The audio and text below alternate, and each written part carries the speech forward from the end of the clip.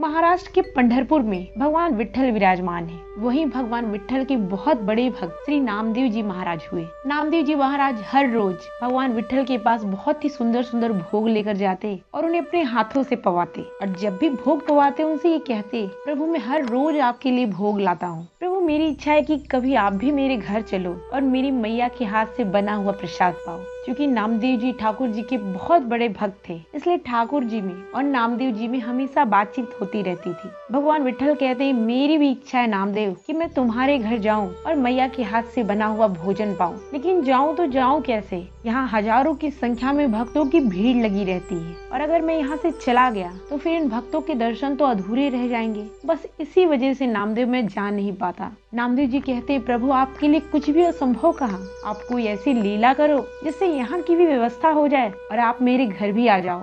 भगवान विट्ठल ने कहा, हो गई व्यवस्था नामू।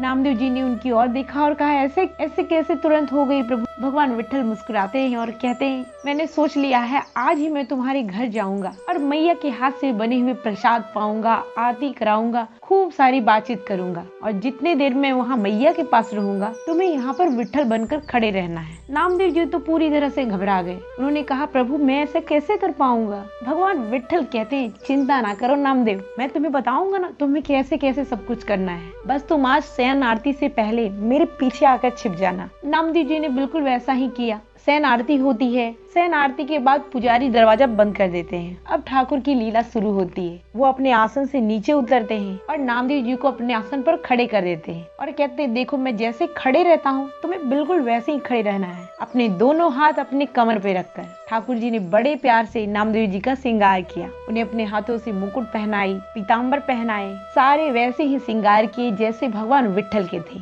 और उनसे कहा, देखो नामदेव अपनी आंख बंद रखना, थोड़ा भी हिलना नहीं है, अपनी सांसों को रोके रखना है। सभी आएंगे तुम्हारे चरणों में गिरेंगे, तुमसे अपने दुख बताएंगे, कुछ नहीं करना है, चुपचाप से सुनते रहना है, क्योंकि ये सारा दायित्व तो मेरा है, ये मुझ पर तुम छोड़ दो। प्रातः काल में 3 बजे पुजारी तुम्हें ठंडे पानी से नहाएंगे, फिर भी तुम्हें उफ तक नहीं करनी है।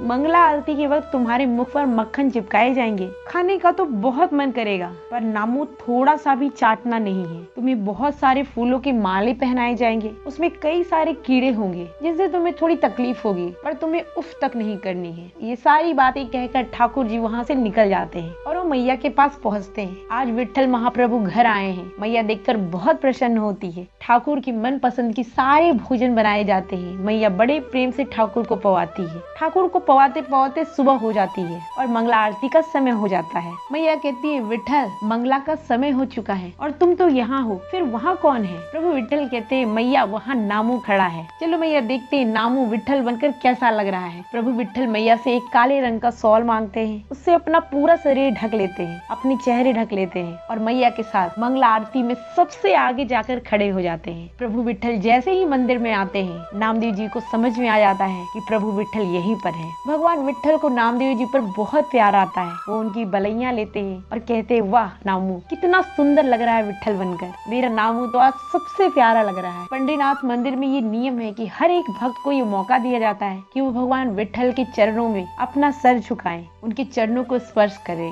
हर दिन की तरह आज भी सारे भक्त भगवान विट्ठल के चरणों में अपना सर रख रहे हैं, अपने दुख दर्द बता रहे हैं, और उन्हीं भक्तों में आज भगवान विट्ठल भी खड़ी हैं। अब नामदेव जी को बहुत ज्यादा घबराहट हो रही है। उन्हें लगता है कि कहीं ऐसा ना हो कि विट्ठल भगवान भी मेरे चरणों में अपना सर रख दे, और ऐसा ही होता है। भगवान विट्ठल नामदेव जी के चरणों में अपना सर रखते हैं और उनका आलिंगन कर लेते हैं। श्री नामदेव जी जब इस दृश्य को देखते हैं तो उनकी आंखों से अश्रु बहने लगते हैं और मन ही मन भगवान विट्ठल से कहते हैं, प्रभु ये तेरी कैसी लीला है? प्रभु आपका मस्तक मेरे चरण पर तनिक भी शोभा नहीं देता, प्रभु ऐसा बिल्कुल ना करो। भगवान विट्ठल मन ही मन नामदेव जी से कहते हैं, नामू तनिक भी रोना मत, नहीं तो पुजारी ये समझ जाएंगे कि तू विट्ठल नहीं और फिर तेरी खूब पिटाई करेंगे। तू हमारे विट्ठल को भगाकर स्वयं यहाँ खड़ा हो गया। ठाकुर जी ये जानते हैं कि नामदेव जी अभी हिल नहीं सकते, इसलिए वो एक शरारत करते हैं। नामदेव जी को चूटी काटते हैं और वहाँ से चल देते हैं। नामदेव जी बेचारे ऐसी स्थिति में है कि कुछ कर तो सकते नहीं। वो मन ही मन ठाकुर से कहते हैं, वाह रे ठाकुर अच्छा फंसाया,